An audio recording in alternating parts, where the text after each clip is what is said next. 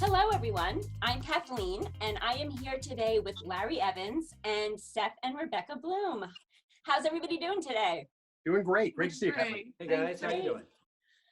I was trying to figure out how long I have known Seth and Rebecca. I've been trying to figure this out much, much longer than your children. Seth, I remember going to a Halloween party at a house that you lived in somewhere in Raleigh, and I dressed up as Samuel French, and I had copies of his cover of his books all over my body. I haven't thought about that in a very long time.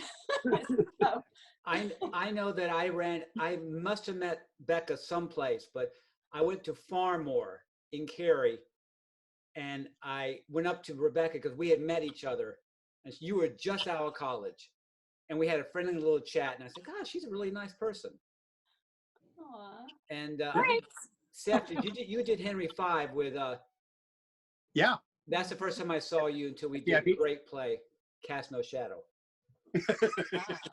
So, Larry, that means so much to me that you have a memory that includes me, because it's kind of a funny marriage story that people always remember Seth. Yeah. They do not remember me, even if I am always beside Seth when they are have interactions with him.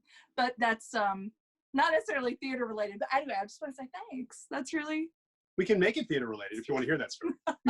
I've always wanted to write a book that said, "I'm Ethel Mertz." And I think that's all that says everything. Rebecca, I have a similar thing with me because my husband has red hair, so everyone remembers him, and I'm just like the arm candy there. Anyway, so we're really excited that you're here, and tell us, how did you both get into the acting bug? When did you get that? For me, it was as long as I can remember, really, since I started talking. I've been doing little shows and certainly performing for anybody who would listen. But I did shows at day camps and school. There was not a time when I was not acting, except for the 3 years when I was in law school and the 2 years that followed, when I was living in a tiny town where it just simply wasn't happening. I essentially grew up in that tiny town where nothing was happening. But I'm the youngest of four, and all of my siblings are really athletic. So I think early on I figured out I needed to do something else. And I remember at very young, because we watched a lot of movies because my small town did have movie theaters. And I remember singing songs from Grease while my siblings, I don't know how that got them to agree to this, held flashlights up for me in the living room. So I guess so I could find my light or something. But so I mean, I knew pretty early on. I didn't know what to do with it. I didn't have an outlet available to me, really. So not until college. It wasn't Xanadu, Becca? That came later. I didn't have the album for that one. I wanted it, but I had Grease. My mom bought me Grease. Oh. So what was the first show you guys were both in? I don't count high school or grade school, but Together? no, just each of you. The first show that I was in where people had to pay to see it was at Macon Little Theater in Macon, Georgia, where I grew up. I played Sleepy in the Snow White and the Seven Dwarfs. And it was the first time, not necessarily because of my performance, but the first time they had to add a performance for a show there. It was because of you. It definitely was. I'm not saying it wasn't because of me. I'm just saying I don't know that it was because of me.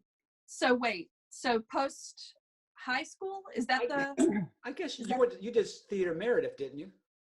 I did. That counts. I think that counts. I think that's that's the first real theater that Right. that I did. Like, my high school chorus teacher did a spring musical every year, and she tried really hard. I mean, she, you know, as high school teachers do, she worked her butt off. But I think really, like, it wasn't until I got to college that I did something legit.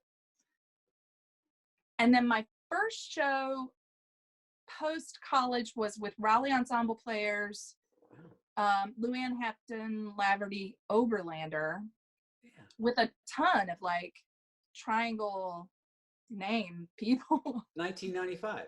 Yeah. It's right before I moved back to town. You just aged me. Yeah. Oh no. Don't rewind. Don't He rewind. outed you. I don't know. We can really blame Larry for it. That's hysterical. Did you ever have a mentor?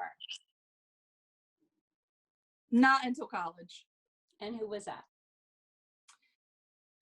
Kathy Rogers. Okay. Yeah, sure. Yeah. Great. Great. Yeah, Did she's she a great ever, teacher. did she ever give you any fabulous advice? Gosh, I don't know. I mean, college was such a whirlwind. I'm sure she did. Oh, I'm such a different person now, though. It's like, I don't know that I really was able to soak it in back then. All I know is that she was always really supportive of me, and That's she let me take acting class with her because it was the joy of my life at that point. She let me take it every semester. She would just like tack on a new number at the end, and she just let me keep taking it. And I think that I mean, that meant so much to me. Absolutely. Has she seen your latest work, Becca? Does she see your shows now? I don't know. I haven't actually been able to connect with Kathy in quite a while. Yeah. Not that I don't want to. Yeah, Right. just, we're all busy. Yeah. We'll We let are. Gary very well. Yeah. Seth, what about you? Late in life, later than most people do, I had the great gift of Jack Hall's advice. And Jack, as I imagine anybody watching this will know, was a wonderful, wonderful actor who won more Canties than I could count, although he always knew the number. But he also was a professor at NC State and a practicing attorney, and a father. And he, when I started teaching at UNC Law, he volunteered his time to help me in some of the classes that I was teaching, and was incredibly generous with his time and his expertise and his advice in all of those areas for me. So he was extremely, extremely important. That's great. He used to, teach over at NC State, and every semester he would want to bring a group of like acting one students to get a tour of the theater. And so the first time he asked me, I was like, oh, okay. And I was getting all organized, and I realized he just really wanted me to unlock the door, and then he did the door. And I was like, Get out of the way. yeah, exactly. That's about right. Yeah. There wasn't a lot he didn't know. That's true. That is true. What happened at your worst audition? Well, I auditioned once for Haskell for a production of It was was it? Dracula? No, it wasn't Dracula. It was not Dracula. Oh, you're telling a different story. I thought I knew what you were saying. I thought I knew maybe the it was story. Dracula. Okay, maybe it was Dracula. I'm sorry. Dracula. Yeah, let's say it was Dracula. And I was nervous as any rational person would be. So I brought my girlfriend at the time for moral support. She wasn't auditioning, but she did bring a book. And when I came back from reading, and at this point, I think I was kind of an unknown quantity at the theater. But I went up on stage and I did my best. And I came back and I sat back down. And my girlfriend at the time looked up from her book and went, "Oh, were you up there? And then I got to read again. And the second time when I came back, she looked up from the book and she went, Well, thank goodness she wasn't directing. That's all I got to say. He did really, really well. I was trying to Draw your own conclusions. show my boyfriend that I had a sense of comedy. Yeah, which she does. Keep him on his toes. That's great. What about you, Rebecca? Do you have a worst audition? I think if you were to talk to directors in the area, you would find that I have a long history of poor auditions. I just don't do it well. I know. I just don't. So no, because I tend to try to block that out and just go on. I understand. One of my oddest auditions is actually a play that Seth got cast. Seth and I both went out for Glass Menagerie that Haskell directed. Oh. So we all auditioned. I don't know if I was there the same night Seth was, but Amy Bossy and I are standing outside RLT parking lot, and the assistant director comes up to Amy and says, "Hey, Amy, you got a call back." I'm like, I'm right here. Ouch. Yeah. She was good in that show. What is your favorite theater or movie actor? Michelle Pfeiffer. Yeah. Wow, that's good. I don't have to think about that one. While Seth's thinking, I'll also say that I am a big fan of Carla Gugino. Oh, oh man, she's so beautiful. Sorry. Oh my, is she not? Oh my gosh. Have you seen The Haunting of Hill House? I love The Haunting. Yeah. Really good. Oh my gosh. Yeah. So we just watched that recently. And I'm happy to report that my sleep cycle has returned to normal. But her performance in that is stunning. And yeah. That one episode that takes place at the funeral home could be a play. Yes. Yeah, Yes. unbelievable. There were so many times during that episode where Seth and I both went, how are they doing this? Yeah. Oh my gosh. It was an So amazing, anyway, amazing feat of camera work. anyway, yeah. So Yeah, highly recommend. who's your favorite? Golly. I really like gosh, the guy who does the Six-Fingered Man. Oh, Christopher Guest. Christopher Guest. Just yes. one. Yes. Christopher Guest. An excellent choice. I like Gary Sinise a lot. Yeah. I like Kevin Kline a lot. Okay. I mean, the guys that sort of disappear into the role. Alan Rickman. Well, yes, yes. although for different reasons. Mm-hmm. Peter Sellers, great fan. Buster Keaton. Oh yeah. Wow. Sure. Which Lily Tomlin. I like Lily, and I like Laurie Metcalf too. Mhm. Oh yeah, Oh, yes. Good choice. There's so many. There are. What is your favorite show that you guys have been in? If you can pick one, That we've been in. not together, but whatever. Man, Wait, look I've around really the been. room. Yeah. I mean, I've been fortunate enough to get a lot of great roles in Shakespeare. Caliban and Hamlet. Richard III was amazing, but I think Iago was my favorite. Oh yeah. That's great. And it was a really fun production, and I felt good about the whole cast and about the work that I was doing in it. So I'm going to go with Othello. Okay.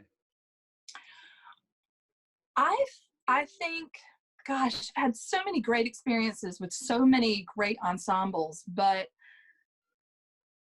I think personally for me, I grew a lot as an actor from the audition process on, because it was not easy. For Curious Incident of the Dog in the Nighttime, that was a challenge from beginning to end for me, and that is a whole different conversation. But I think when I look back on how a theater experience has challenged me and kind of forced me out of my own comfort zone and to grow, and yeah, that I think that would be the one for me.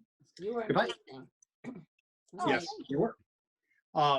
If I can add one more, One Flew Over the Cuckoo's Nest was an incredible process, right? Every rehearsal was challenging and fascinating, and it felt like everybody who was involved was challenged and was meeting the challenge. It was playing a step above where we could have expected them to be, and without, I'm not saying this to brag, but I won a Canty for it. And when I did, one of the things that I said in the acceptance speech was that I think anybody in this cast could have played any role in this show. From the person who had, there were a lot of people who had roles where they did not speak. Yep.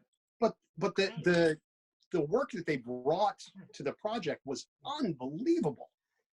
As an audience member, that was an incredibly tight ensemble. Mm-hmm. I mean, you really did feel like you were in that world. It was. I remember you saying you had trouble watching that final scene with Seth, just being in the audience because it was so Oh, well, yeah, I was like 3 or 4 months pregnant. So, and I didn't talk to Seth about the show, because when we're not in the same show, sometimes we want to kind of keep it secret so that when we come and there's a surprise. Well, I wasn't really expecting that surprise. It was really hard to watch. Absolutely. I still remember saluting you, Seth, in that last scene. Yeah.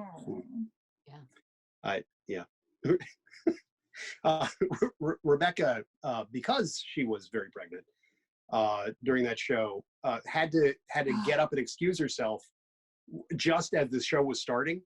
And when I came out on stage, I knew where she was sitting, and because I'm an unprofessional idiot, I looked over and I saw that she was not there, and I thought something terrible has happened. Well, I had to leave. Yeah. And I was like, oh God. So I waited until his back was turned, because it was 3/4, I think, if I remember correctly. There was no way for you to get out without people seeing. And I was like, I'm not going to stand up and leave with Seth watching me. So I did it while his back was turned. I don't know if that was kind or not. Well, I would have been a lot more distracted for a lot longer if I had seen you leave. I was doing a show at Ghost and Spice, and I was nervous. I was doing a North African accent, and I came out and did a scene right to the front of the audience, and I just heard someone in the audience say, "Larry," and I thought, "Is my zipper down?" It was just somebody telling her husband that's who I was. Oh, It sounded like they were whispering to me. that's the worst. Well, that might be better than actually having your fly open. Well, maybe. That's happened. My work, well, it's really kind of a favorite story, was during Othello. We were in a couple of different places, but one of them was a very small, intimate theater. And Iago has a bunch of soliloquies. It's just him in the audience. And during one of them, woman in the front row's cell phone started ringing. And I was like 2/3 of the way through the monologue, and I thought about this first, and I thought, this is not going to affect anybody but me. I'm not going to screw anybody up. So I just stopped talking, and I stood up from the desk that I was sitting on, and I walked over to her and just looked at her.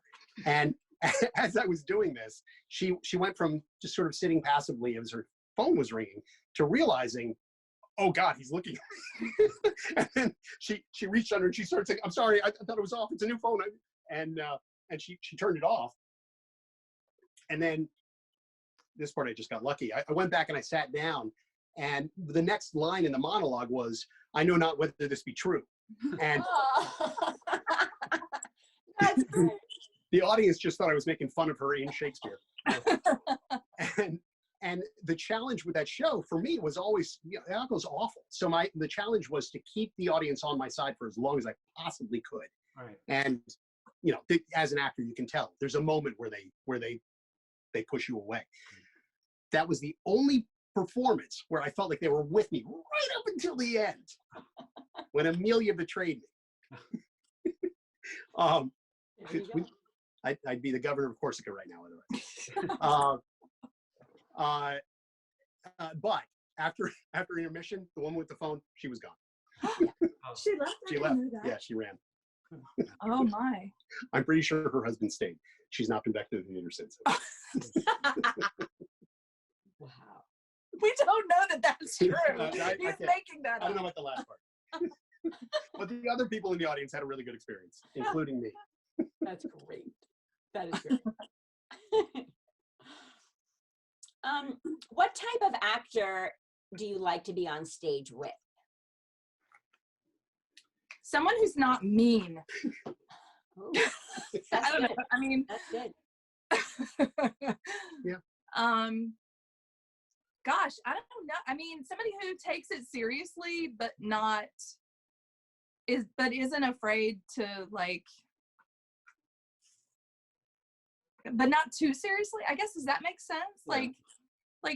I mean, I've been on stage with people who were so competitive that it kind of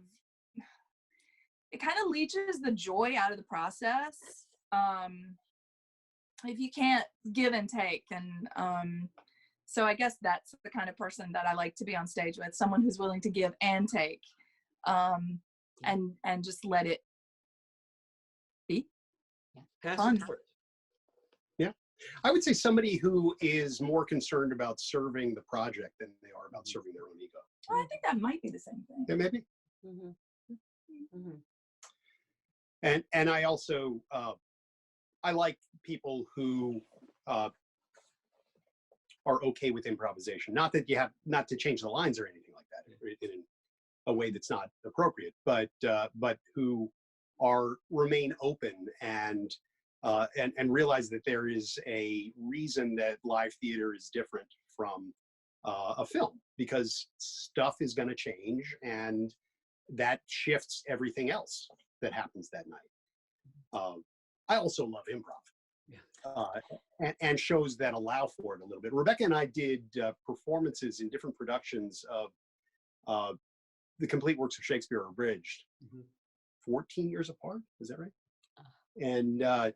And hers was great, and the one that I was in, I loved doing, and it was one of the few shows that I could have kept doing for a very long time, because it was different every night. A lot of audience interaction and a lot of room to play, and I loved having that within the structure of the larger piece.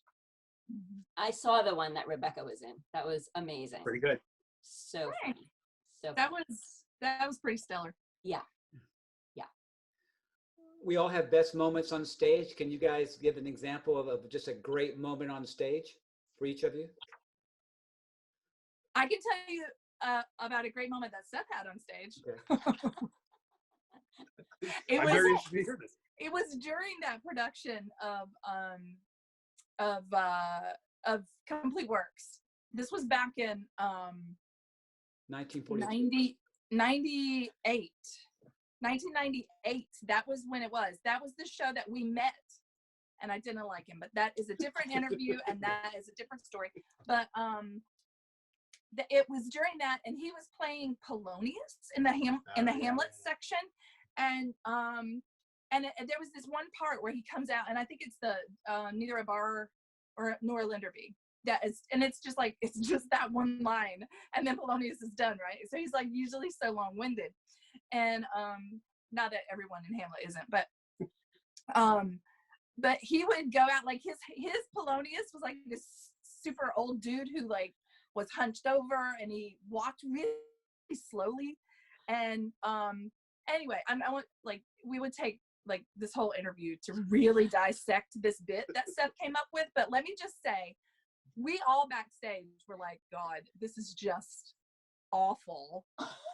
And we would, like, David Henderson was backstage, and he would, every time Seth got out there, he would start his stopwatch. Like, he would start timing. And I swear to you, like, we're back there, we're like peeking through little holes in the facade to like see what's going on, because the audience was on the floor laughing, and it was like silence, and like we're like, what is he doing out there? And I swear he stretched that one line out to 3 minutes one night for one performance, and we were like, oh, the audience is gonna hate him. They loved it. That was a great moment. At the end of the show, the crew gave me a cow because I had so milked that. That's right. That's right. Love that. Well, okay, I'll do yours. So Rebecca is a wonderful actor. I would say the best actor that I know, but why? Is it secret? Don't tell anybody. Okay. But she's also an incredible director and approaches all Shakespeare in a very systematic and thoughtful way. And one of the ways that played out was when she was playing. She and I both auditioned for a production of what's the Touchstone? What's the show? As You Like It. Of As You Like It, right. So we both went and we auditioned, and we were reading, and we're like, man, at the end of this process, some poor schmuck is going to get stuck playing Touchstone, the unfunniest clown. And Rebecca was casting, and we were like, oh, geez, this is unworkable. This character doesn't make any sense, is not funny, and all of the other characters around are reacting as though he was hilarious. So how are you going to do that? And and so what happened was Rebecca went back to one of her professors at Meredith and dissected the play with him, with giving her a little bit of guidance, but bouncing ideas off of him, and came up with this brilliant characterization that turned out to be the heart of the show, I think, and it is one of the funniest and cleverest things that I've ever seen. She made him she made him this very prissy germaphobe, and it laid on top of everything else these mannerisms and these choices, and it guided the character in a way that was entirely supported by the script, but not in there unless you're really looking for it. It turned out to be a fantastic read. And there's a line in there where Touchstone is threatening a romantic rival and says something like, I will kill you in 48 different ways. I forget, that's not the right number, but you get the idea.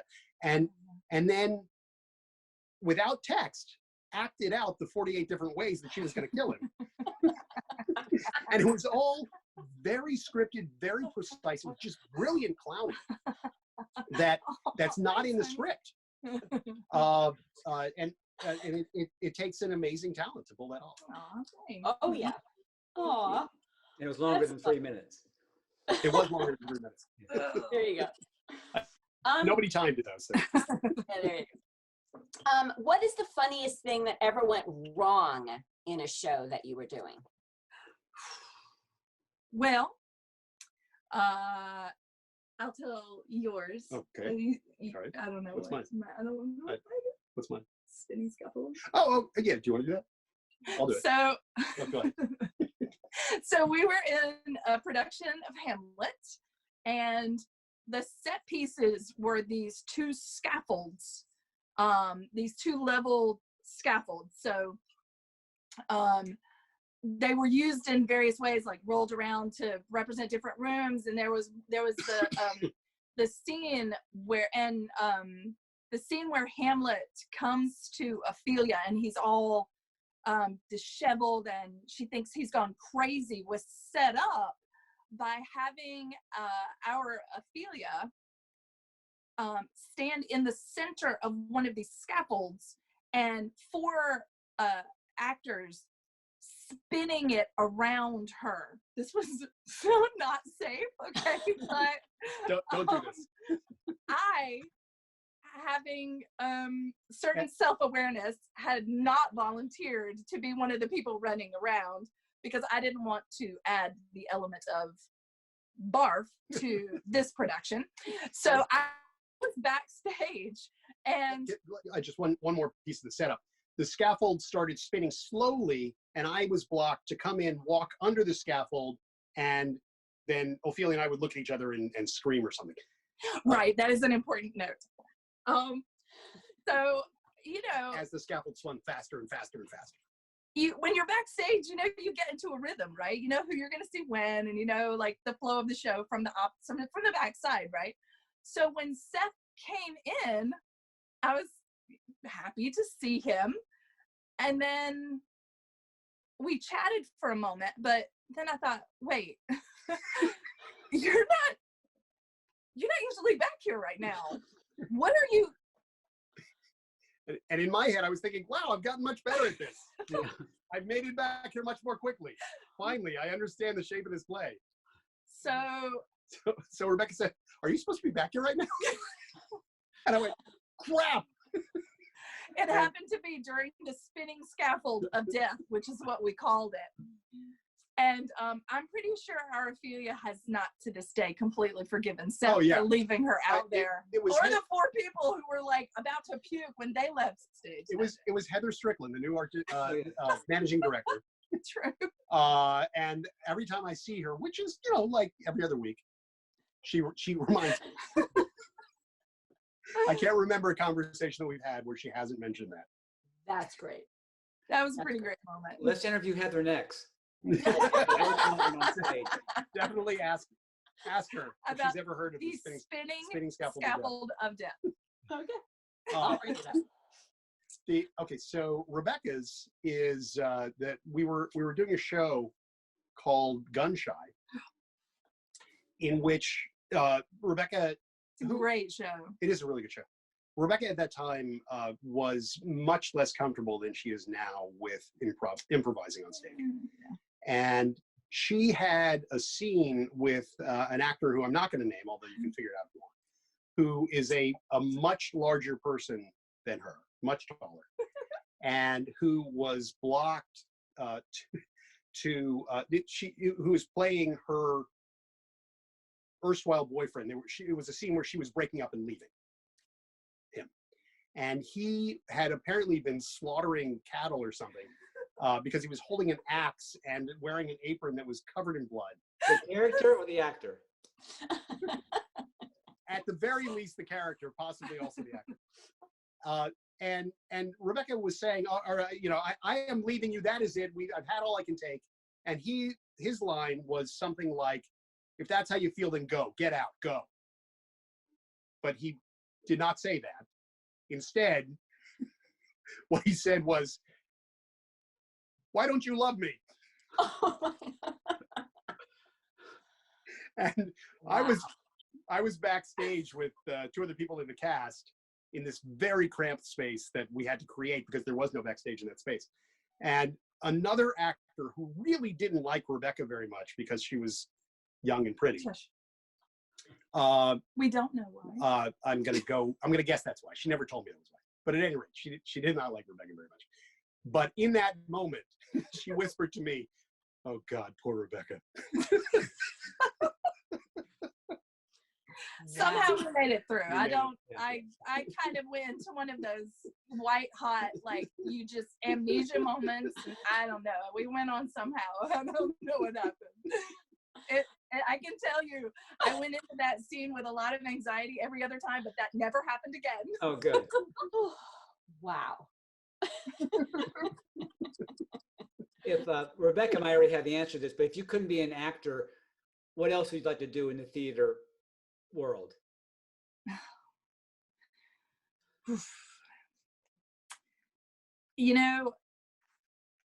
I think the thing that brings me the most joy next to acting is, because I do really love acting. I mean, for many, many years, I saw myself as nothing other than an actor. But I have begun coaching people in monologues, and I do have some training in teaching. I've also taught a class, and I believe it is really important to understand the difference between teaching and coaching, which I now really understand. I am not a great teacher, but I love coaching people. It fills me with joy. And I don't really know how that would work. Yeah. Not being a teacher, because that's what most people are, but I would say being a coach. I enjoy directing if I'm passionate about the project, but I find it really stressful. The technical aspects are kind of overwhelming to me.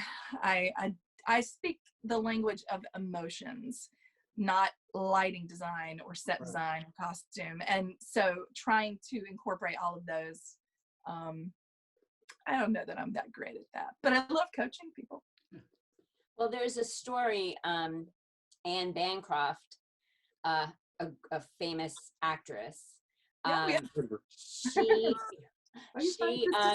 She directed the movie Fatso with Dom DeLuise. It was her first directing debut. And after it was all over, she was interviewed, and someone, said, well, so how did you like directing? And she said, it was awful. I will never do it again. When you're an actor, you have a trailer and people take care of you and they ask you if you need anything. And all it happens when you're a director is people keep asking questions of you and making demands. And I hated it. So I think of that every time I direct something. Yeah. Yeah. Yeah. Directing is, I think it's super important. Like being a director has made me way better at my craft in so many ways. Mm-hmm. So I think there's a lot of value in that for actors to experience that. But it is, I have a lot of respect for directors. I actually learned something about casting working with you, Rebecca, because I've only directed one show. And when I read the part, I just had you in my mind the whole time. And I got you to audition. And I remember there was a lot of good actresses that auditioned, but I was just set on you. And it was just like, yeah, they're great actresses and it's not personal, but I want Rebecca, so you learn it's not because you don't have talent, you don't get cast sometimes, Yeah. True. Oh, thank you. I did a show a few years ago with somebody who I adore directing. And she, most of the directing that she did was to pick a great team. She picked really good actors, she picked good designers, and then she just got out of the way. Yeah. And it was a very, very successful production. Mm-hmm. So I think choosing the right people is 90% or so. I agree. Of doing the job right. Mm-hmm. I agree. What about you, Seth? If you couldn't be an actor, what would you be? I think I would write. I think you should. I think thank you. You should. I hear this a lot. He should. I think that is what I would do best. I cannot. I have no surprise. I have no training, and except experience, and so I could not even begin to understand where what is required to direct a show. I just don't get it. I don't know that stuff. Not that I'm not capable. I just don't know. I'm thoroughly ignorant. But I have some idea about how to put a sentence together and about how to create a character and about how to create conflict among characters. And to do all that with respect for all the perspectives that have to be brought to the stage in order to create an interesting play. So I think that's probably where I would go with that. Mm-hmm. Cool. If you guys could go back in time and talk to the younger version of yourself when you guys were first started acting, what advice would you tell your younger self? Oh God, relax. Oh my gosh, this is supposed to be fun. Like it's not. I don't know. For me, when I was younger, like everything rode on seeing my name on that cast list. Like it was all or nothing for me. And oh my gosh, I'm constantly telling my kids. Yeah. Sorry. You sure we're not related? Because Maybe I'm constantly telling my kids. It just means there's something else. Like it doesn't, there's so many things. And it being a director, it really brought that into sharp focus for me, having to cast something, right? And having to make those decisions. Like, but yeah, that's what I tell myself. Like, it's all good. Have fun. Gosh, I think what I would say is do a variety of things that everything is going to educate. Everything will inform your acting. And get good at a lot of things, because it's important to have what's the word? It's important to have positive feedback come from a lot of different areas, and to continue challenging yourself, because you're not always going to get told yes in any one given area. So you got to have you got to have a soft place to land, and it's not always going to be the theater, or it's not always going to be whatever other aspect of your life you might choose. Yeah. True. Do you remember? Of course, you remember Mick Cover. Yeah. And we used to do this thing at the Museum of Science called Nature Fun Theater. Yes. And we were paid to go in and do a show, 15-minute show. Then we had like 45-minute break and then another 15-minute show. It was great. And we did it every Wednesday and Saturday. It was a great gig.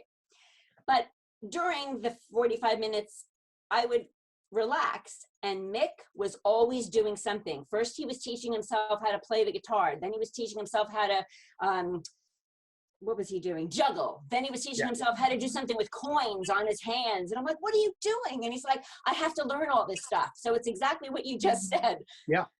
Yeah. Mick and I were roommates. I do remember that. Yeah. And he and I did a production of Twelfth Night together. And Mick is a fantastic juggler, among many, many other talents. He's making a living now as a magician.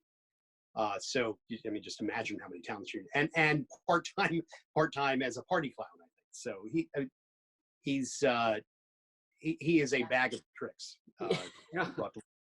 But I was playing Festi in Twelfth Night, and the director gave me a sack of juggling balls and said, work these in somehow to the show. And I can juggle a little. I'm okay, but I'm not Mick. So there was one scene where Mick, who was playing Sebastian, and I confronted me. And I figured if I can juggle with Mick, people will associate Mick's really good juggling with me. And so we did a couple of tricks where during the scene I brought out 3 balls and I did a cascade, which is just basic juggling if you ever look at it. And then we did a thing where Mick stole the balls from me and we juggled together. And then we did another thing where it was one hand each, which is a really easy thing to do, but looks very impressive. Wow. And then Mick took them all, and while taking money out of his purse to give to Festi, juggled 2 balls and held one under his chin, and then gave me the coin, put the money in my hand, caught all 3 balls, tossed them back to me. I caught them and put them away. My part was incredibly easy. Nice. But everybody remembered, oh, that clown can juggle. That's a great story. And we would rehearse out before going on. We always dropped the balls in rehearsal, and then we had an ad lib ready, which is that I would look at the balls on the ground and say, "'Tis a great matter, sir, full of gravity." But sometimes we would drop them twice, and I was like, "Crap, Mick, what are we going to say the second time we drop them?" Exactly. I said that. Yeah. Yeah. What's the first thing you guys both want to do after we get out of this quarantine? We go back to normal life. Oh gosh, so many things. I want to hug everybody I see. Yeah. If you were the first person I run into, I'm sorry. That's great. Yeah. I think I think the first thing that I really want to do is get in the same room with people and just talk and catch up. And then pretty close on the heels of that, I need to create something. Mhm. We've been doing what we can in our yard and in our house, but I need something Right. bigger. This stuff we've been creating is fun. We've been making short. We've been adapting. We've been leading our daughters to adapt Shel Silverstein poems to film. Oh, that's great. Yeah, it's fun. I think the product is pretty good, and Rebecca's been posting them on Facebook. So take a look at her feed. They're fun. So fun. I actually suggested we should get online and read great letters of literature. You know, Yeah. and no copyright problems. You know. Right. Oh, yeah. Right. Yeah. Yeah. And my husband said, I bet when this all goes away, people won't shake hands like they usually do. And I said, well, that's no worry because theater people just hug. Yeah. Yeah. So, I think you're both right. yeah. Yeah. Well, this was great fun. Thank you so much for stopping by, and what a great way to spend the day. Yeah, this was fun. Thank you. Wonderful Thank to see you. you. Yeah, I look forward to seeing you in person. Yeah. Yes. All right. All right. Thank you.